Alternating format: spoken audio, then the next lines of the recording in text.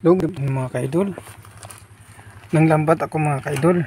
Ayan yung huli ko, bangos, mga 5 kilo siguro to. Lagay ko sa rep to at mga ilang linggo pa ito maabot.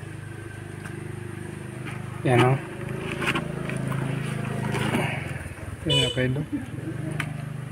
Yan. Saka yan o, yung namingwit kami puro tilapia.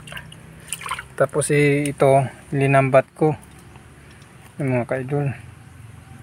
Yan yung huli ko. Ayan o. Laki yung iba.